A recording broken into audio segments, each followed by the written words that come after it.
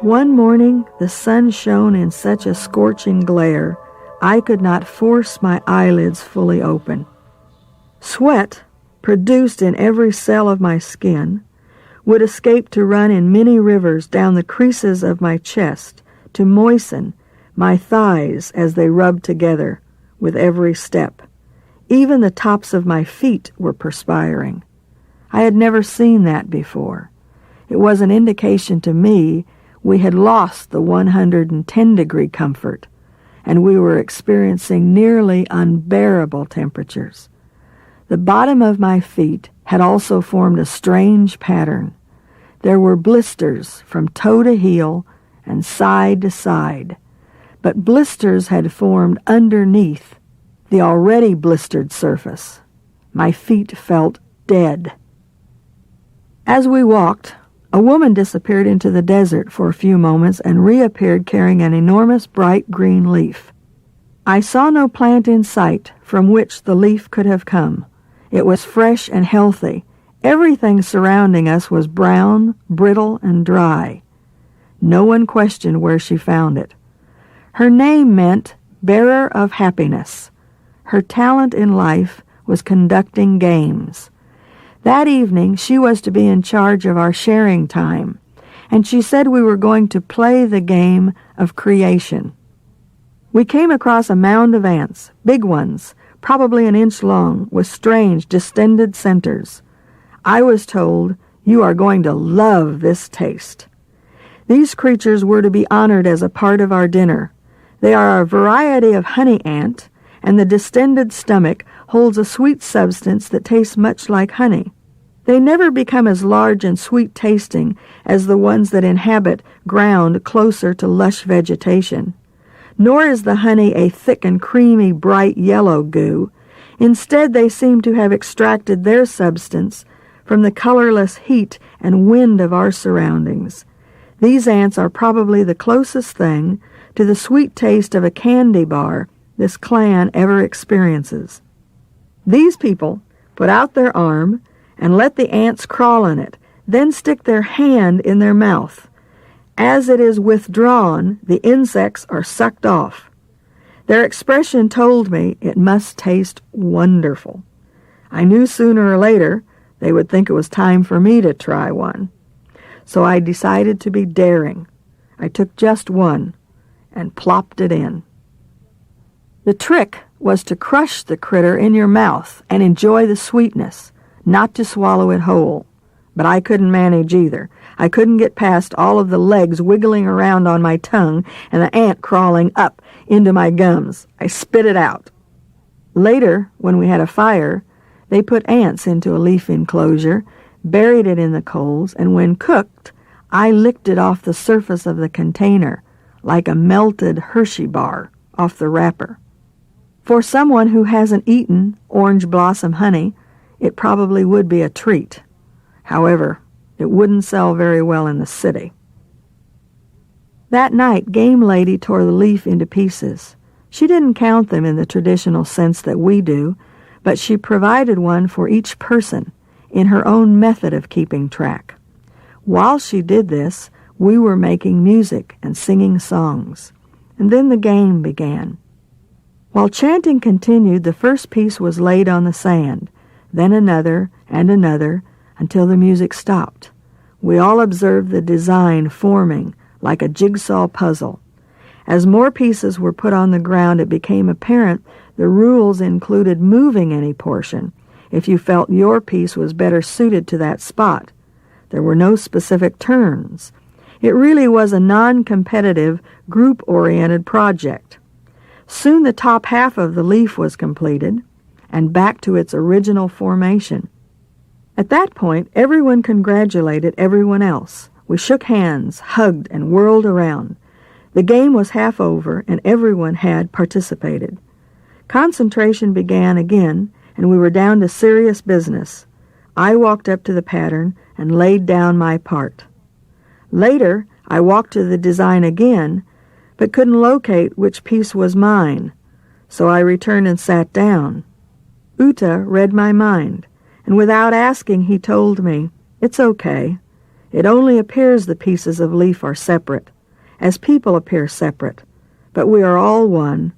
That is why it is creation game.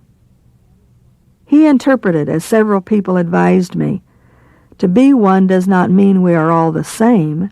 Each being is unique. No two occupy the same space. As the leaf needs all of the parts for completion, so each spirit has its own special place. People can try to maneuver, but in the end each will return to the right place.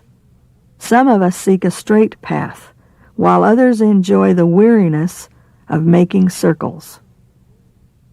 I became aware that the people were all looking at me, and in my mind came the idea to get up and go to the pattern. When I did, there was only one space left uncovered, and the portion of leaf needed was laying a few inches away. I put the last piece into the puzzle, and a shout of joy resounded through the uncluttered surrounding and out into the vast expanse of open space that encircled our small group of human beings. In the distance, a group of dingoes raised their pointed faces upward and howled into the black velvet sky, dotted with sparkles of celestial diamonds. Uta said, "Your finish confirms your right to this walk. We journey a straight path in oneness. Mutants have many beliefs. They say your way is different from my way. Your Savior is not my Savior. Your forever is not my forever.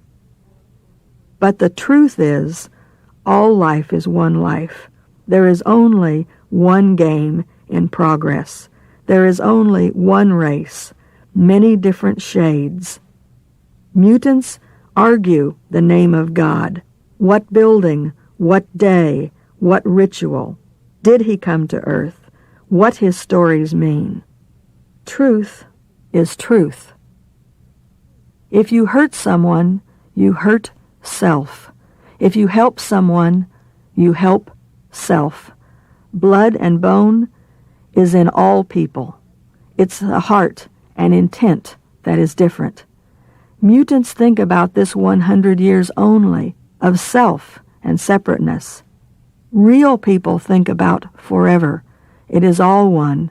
Our ancestors, our unborn grandchildren, all of life everywhere. After the game was over, one of the men asked me if it was true.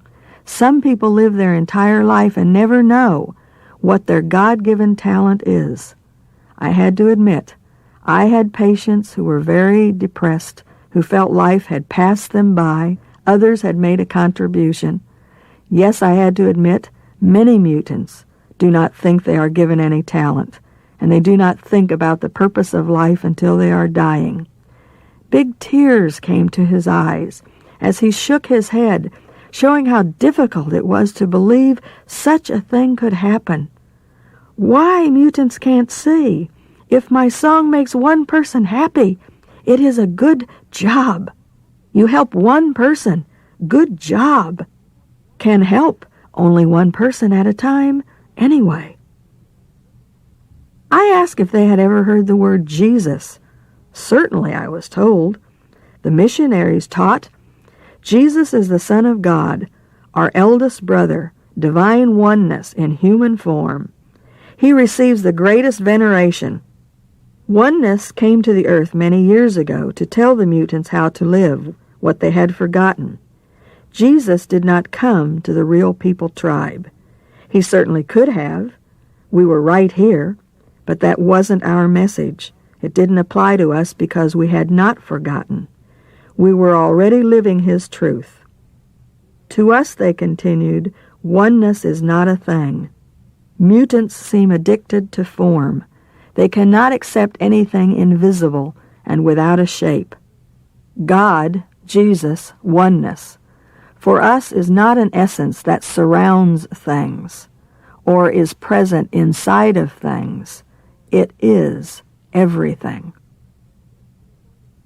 Life and living, according to the tribe, is in movement, advancement, and change. They spoke about alive and non-alive time. A person is non-alive when angry, depressed, feeling sorry for himself, or filled with fear. Breathing doesn't determine being alive. It just tells others which body is ready for burial or not. Not all breathing people are in a state of aliveness. It's okay to try out negative emotions and see how they feel, but it certainly isn't a place one would wisely want to stay. When the soul is in human form, you get to play, to see how it feels to be happy or sad, jealous or grateful, and so on. But you are supposed to learn from the experience and ultimately figure out which feels painful and which feels great. Next, we talked about games and sports. I told them in America we are very interested in sporting events. In fact, we pay ball players much more than we pay school teachers. So I told them I could demonstrate and suggested we all make a line and run as fast as we could. The one who runs the fastest will become the winner. The people looked at me intently with their beautiful big dark eyes. Then they looked at each other. And finally someone said, "But if one person wins, everyone else loses. Is that fun? Games are for fun. Why would you submit anyone to such an experience and then try to convince him he was in truth a winner? That custom is difficult to understand. Does it work for your people?" I just smiled and shook my head. No. There was a dead tree nearby, so I asked for assistance, and we constructed a teeter-totter by placing a long limb over a tall rock. It was great fun, and even the oldest members of the group took a turn moving up and down. They pointed out to me there are some things you just can't do alone, and using this toy was one of them. 70, 80, 90-year-old people had released the child within and had fun playing games, not designed for winning and losing, but for everyone's enjoyment. My body was finally cooling off. Lots of sweat was going into this learning, but it was indeed powerful instruction. How could I share it with my society, what I was witnessing here? People would never believe me. I had to be ready for that. People would find this way of life hard to believe. But somehow, I knew the importance of healing physical health must be coupled with the real human healing of man, the healing of his wounded, bleeding, diseased, and injured eternal beingness. I stared at the sky, asking myself, how? The sun popped up, and with it came instant thermal heat. That morning, the daily rituals were special. I was placed in the center position of our semicircle facing east. Uta told me to acknowledge divine oneness in my own way and send out my prayer for the goodness of the day.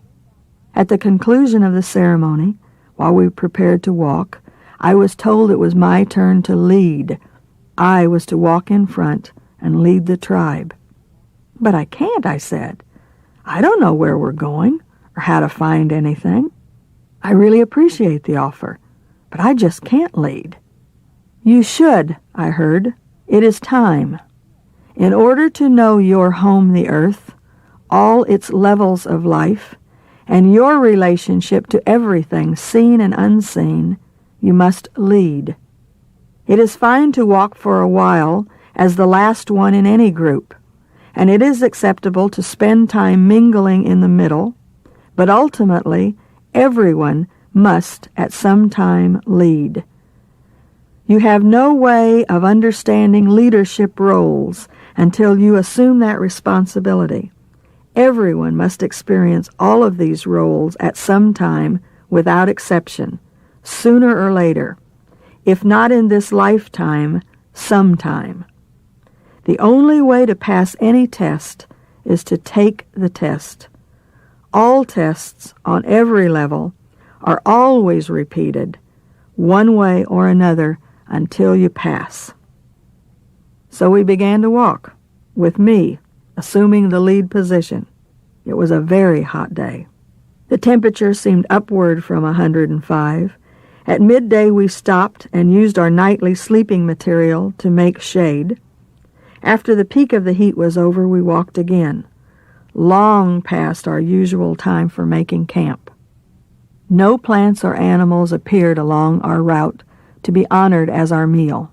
We found no water. The air remained a hot, motionless vacuum. Finally, I gave up, and I called the day's journey to a halt. That night I asked for help. We have no food, no water. I asked Uta, but he ignored me. I asked the others, knowing they could not understand my language, but knowing they could understand what my heart was saying. And I said, "Help us, help us." I repeated it over and over, but no one responded. Instead, they talked about how every person at some time walks in the rear, and I began to wonder if perhaps our street people and the homeless in the United States are allowing themselves to remain victims. Certainly, mingling in the center is the position most Americans seem to lean toward. Not too rich, not too poor, not deathly ill, but not quite healthy, not morally pure, but somewhere short of serious crime. And sooner or later we must step out in faith. We must lead, if only to become responsible for ourselves. I fell asleep licking my cracked lips with a numb, dry, parched tongue. It was difficult to tell if my lightheadedness was from hunger, thirst, heat, or exhaustion. We walked a second day under my leadership. Again, the heat was severe. By now my throat was closing, becoming impossible for me to swallow. My tongue was so dry it was almost stiff, and it felt swollen several times the original size, a dry sponge between my teeth. Breathing was difficult. The barren horizon grew more and more hostile. It seemed to defy humanity, to belong to something other than humans. There was no road, no airplanes overhead, not even tracks of creatures could be seen. I knew if the tribe did not help me soon, we would all certainly die. Our pace was slow, every step painfully forced. In the distance we could see a dark, heavily laden rain cloud. It tortured us by staying just far enough ahead so we could not walk fast enough or far enough to receive the bountiful gift it held. We could not even get close enough to share the benefit of the shade. We could only see it in the distance and know that life-giving water was riding out in front of us like a carrot dangling before a donkey. At one point I shouted, perhaps to prove to myself I could, perhaps merely in desperation. But it was of no avail.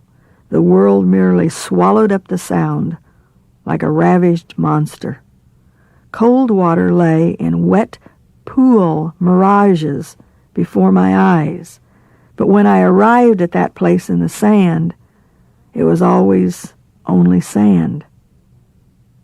The second day passed without food, water, or help. That night I was too exhausted, ill, and discouraged to use even the pillow of hide. I think I passed out instead of going to sleep. On the third morning, I went to every individual of the group, and on my knees I begged as loudly as my dying voice would permit, "Please help me. Please help us." It was very difficult to speak, because I had awakened with my tongue so dry it was stuck fast to the inside of my cheek. They listened and looked at me intently, but only stood there smiling. I had the impression they were thinking, "We are hungry and thirsty too, but this is your experience, so we support you totally in what you must learn." No one offered any help. We walked and walked. The air was still, the world totally inhospitable. There was no help, no way out. My body was numb from the heat and had become unresponsive. I was dying. There were signs of fatal dehydration. This was it. I was dying. My thoughts jumped from subject to subject. I have read that when you are dying, your life flashes before you. My life wasn't exactly going through my brain like a video, but it was grasping at the strangest memories. I remembered all my jobs, schooling, degrees, education, and then realized here I was dying in the Australian desert. What was it all about? Had I accomplished what my life was intended for? Dear God, I said to myself, help me understand what is happening. And instantly, the answer came to me. I had traveled over 10,000 miles from my American hometown, but I had not budged 1 inch in my thinking. I came from a left-brain world. I was raised on logic, judgment, reading, writing, math, cause and effect. Here I was in a right-brain reality, with people who used none of my so-called important educational concepts and civilized necessities. They were masters of the right brain, using creativity, imagination, intuitiveness, spiritual concepts. They didn't find it necessary to verbalize their communications. It was done through thought, prayer, meditation, whatever you might call it. I had begged and pleaded for help vocally. How ignorant I must have appeared to them. Any real person would have asked silently, mind to mind, heart to heart, individual to the universal consciousness that links all life together. I had up until this moment considered myself different, separate, apart from the real people. They kept saying we are all one, that we live in nature as one. But until then, I had been the observer. I had been keeping myself apart. I had to become one with them, with the universe, and communicate as the real people did. So I did. Mentally I said thank you to the source of this revelation, and in my mind I cried out, help me, please help me. I used the words I heard the tribe say each morning. If it is in my highest good, and the highest good for all of life everywhere, let me learn. The thought came to my mind, put the rock in your mouth. I looked around. There were no rocks. We were walking on hourglass fine sand. It came again. Put the rock in your mouth. Then I remembered the rock I had chosen and still held in the cleavage of my chest. It had been there for months. I had forgotten it. I took it out and I put it in my mouth, wallowed it around, and miraculously, moisture began to form. I could feel the ability to swallow being restored.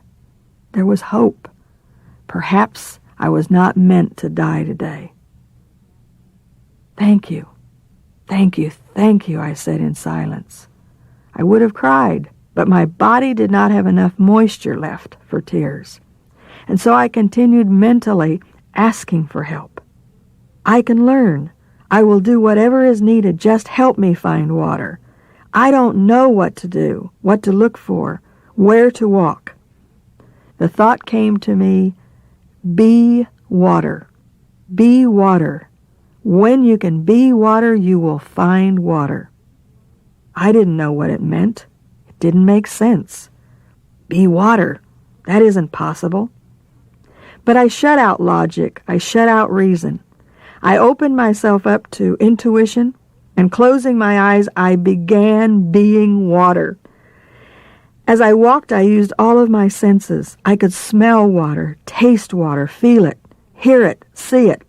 I was cold, blue, clear, muddy, still, ripply, ice, melting, vapor, steam, rain, snow, wet, nourishing, splashing, expanding, unlimited. I was every possible image of water that came to mind. We walked across a flat plain, level as far as the eye could see. There was only one small, tawny mound in sight, a sand dune about 6 feet high, with a rock ledge on the top. It appeared misplaced in the bleak landscape. I walked up the side of it, my eyes half closed in the blazing light, almost in a mental trance, and I sat down upon the rock. I looked down, and there in front of me, all of my supporting, unconditionally loving friends had stopped. They were looking up with grins that spread across their face from ear to ear. I faintly returned the smile. Then I stretched back my left hand to steady myself and felt something wet. My head jerked around. There behind me, in the continuation of the rock ledge I was perched upon, was a rock pool, about 10 feet in diameter, about 18 inches deep, filled with beautiful, crystal clear water from yesterday's taunting rain cloud. I truly believe I was closer to our Creator with that first sip of tepid water than any taste of communion I have ever received in a church. Without a watch, I can't be certain about the time, but I would estimate it took no more than 30 minutes from the time I started being water until we were putting our whole heads into the pool and shouting with joy. While we were still celebrating our success, a giant reptile came walking by. It was enormous, something that looked like it was left over from prehistoric times. It was no illusion, very real. Nothing could have been more appropriate to appear for dinner than this science fiction-looking creature. The meat brought the euphoria that overwhelms people at feasts.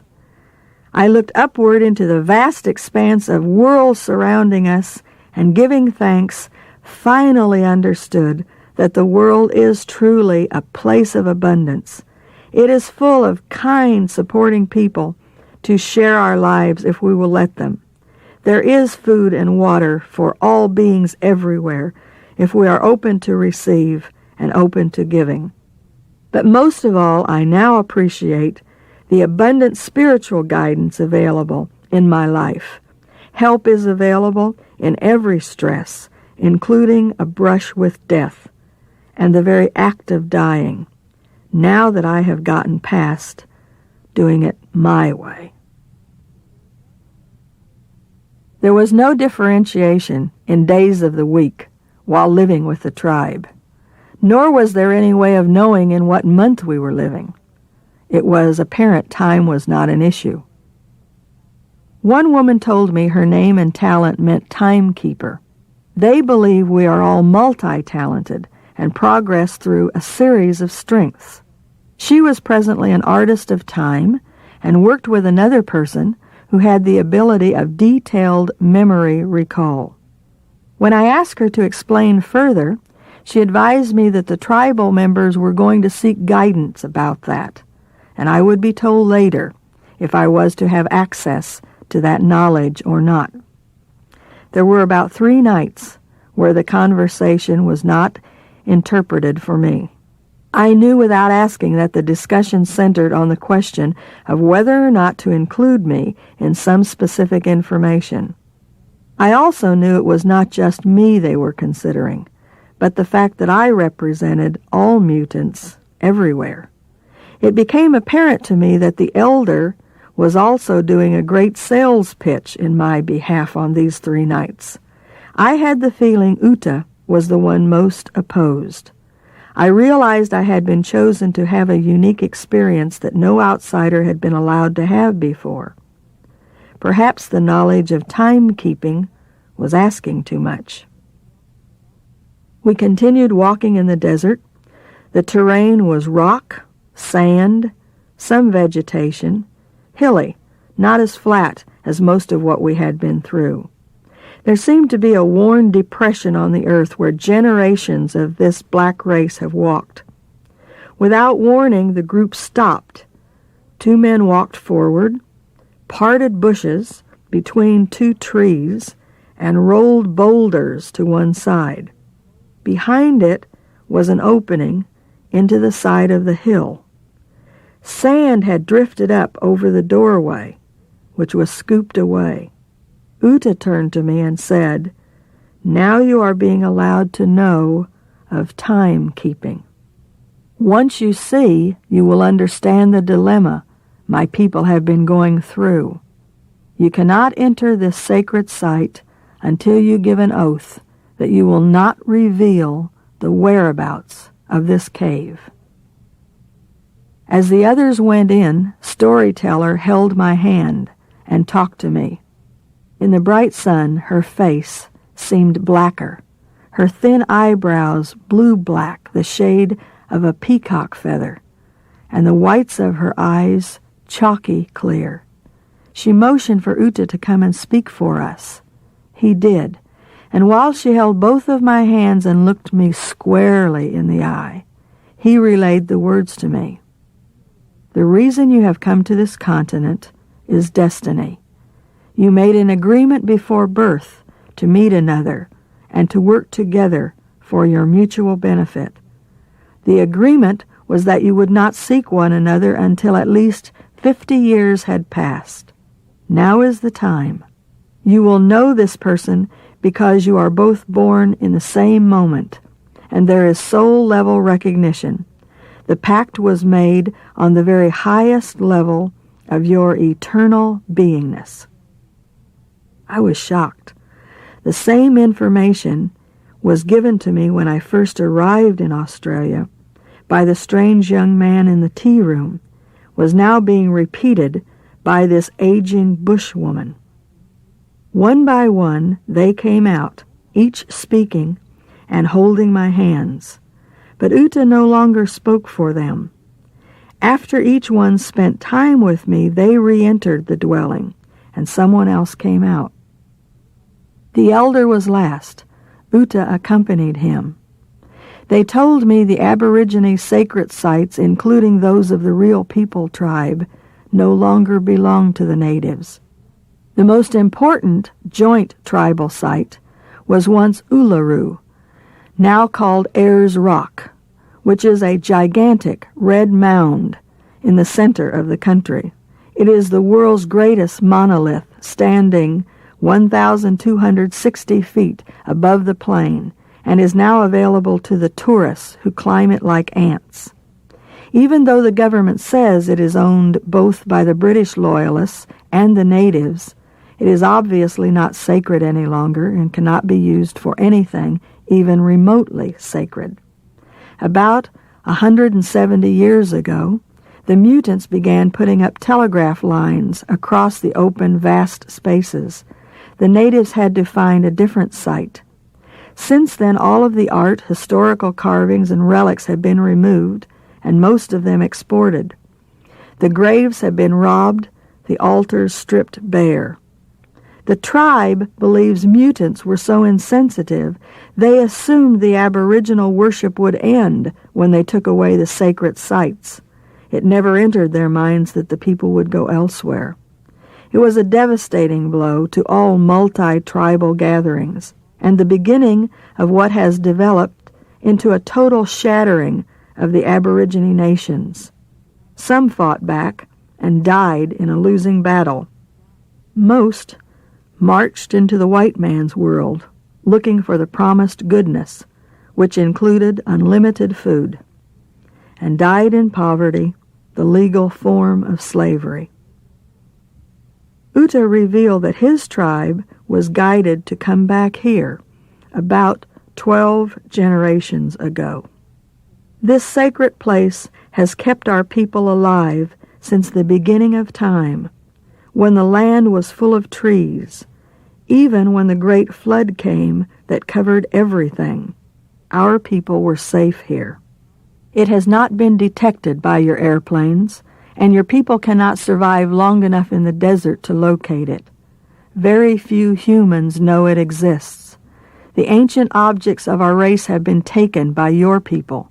We no longer have possession of anything except what you will see here below the earth's surface. There is not another aboriginal tribe that has any material objects left connected with their history. They have all been stolen by the mutants. This is all that remains of an entire nation, an entire race, God's real people, God's first people, the only true human beings left on the planet. Healing Woman came to me a second time that afternoon. She carried a container of red paint. The colors they use represent, among other things, the 4 components of the body: bone, nerve, blood, and tissue. Her hand gesture and mental instructions told me to cover my face with red paint. I did.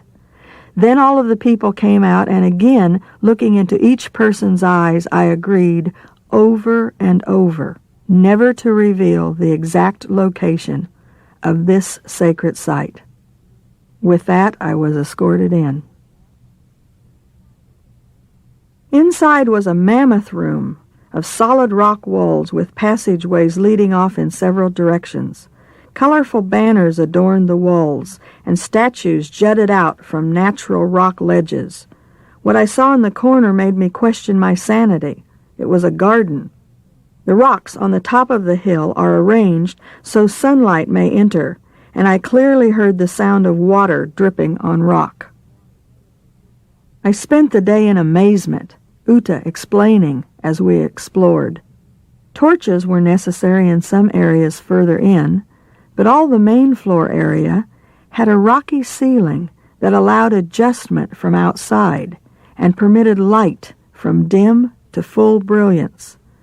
This cave of the Real People tribe is not a place of worship. In fact, their lives, moment by moment, are acts of worship. This most sacred site is where they can record history, and a place in which to teach truth, to preserve values. It's a refuge from mutant thought. When we returned to the main chamber, Uta held the statues of wood and stone for my closer inspection. His broad nostrils flaring, he explained the headdresses revealed the statue's personality. A short headdress represented head thoughts, our memory, decision-making, physical awareness of body senses, pleasure and pain, all of which I related to as conscious and subconscious mind. The tall headdress represented our creative mind, how we can tap into knowledge and invent yet non-existing objects, have experiences that may or may not be real, tune into the wisdom learned by all creatures and all men who ever lived. People seek information, but do not seem to realize that wisdom, too, seeks expression. The tall headdress also represented our true, perfect self, the eternal part of each of us that we could return to on those occasions when we needed to know if an action we were considering would be for our highest good. There was also a third headdress, one that fanned the carved face and draped down and back to touch the ground. This represented the connection of all aspects, the physical, the emotional, and the spiritual. Most of the statues had incredible detail, but one I was surprised to see had been finished without pupils in the eyes.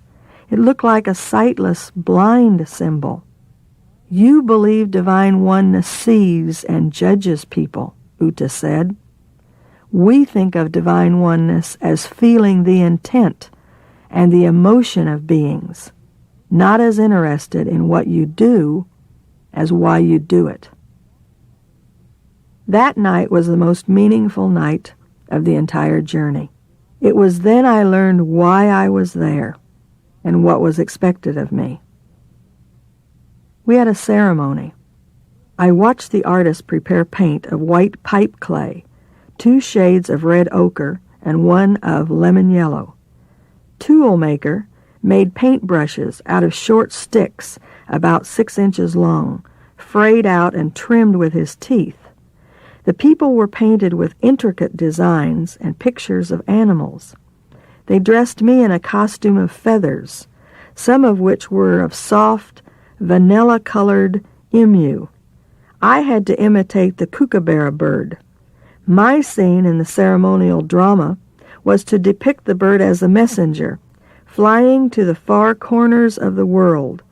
The kookaburra is a pretty bird, but it makes a loud noise, often compared to the braying of a donkey. The kookaburra has a strong sense of survival. It's a large bird, and it seemed appropriate to use. After the singing and dancing concluded, we formed a small circle. There were 9 of us: the elder, Uta, medicine man, female healer, timekeeper, memory keeper, peacemaker, kin to birds, and myself. The elder sat directly across from me, his legs tucked under him, serving as a cushion. He leaned forward to look at me, eye to eye. Someone outside the circle handed him a stone goblet filled with liquid. He took a sip. The penetrating stare into the depth of my heart did not waver as he passed the cup to his right. He spoke. We, the tribe of divine oneness, real people, are leaving planet Earth. In our remaining time, we have elected to live the highest level of spiritual life, celibacy. A way to demonstrate physical discipline, we are having no more children. When our youngest member is gone, that will be the last of the pure human race. We are eternal beings. There are many places in the universe that souls who are to follow us can take on body forms. We are the direct descendants of first beings. We have passed the test of surviving since the beginning of time, holding steadfast to the original values and laws. It is our group consciousness that has held the earth together. Now we have received permission to leave. The people of the earth have changed and given a part of the soul of the land away. We go to join it in the sky. You have been chosen as our mutant messenger to tell your kind we are going. We are leaving Mother Earth to you. We pray you will see what your way of life is doing to the water, the animals, the air, and to each other. We pray you will find a solution to your problems without destroying this world. There are mutants on the edge of regaining their individual spirit of true beingness. With enough focus, there is time to reverse the destruction on the planet. But we can no longer help you. Our time is up. Already the rain patterns have changed. The heat is increased, and we have seen years of plant and animal reproduction lessened. We can no longer provide human form for spirits to inhabit, because there will soon be no water or food left here in the desert.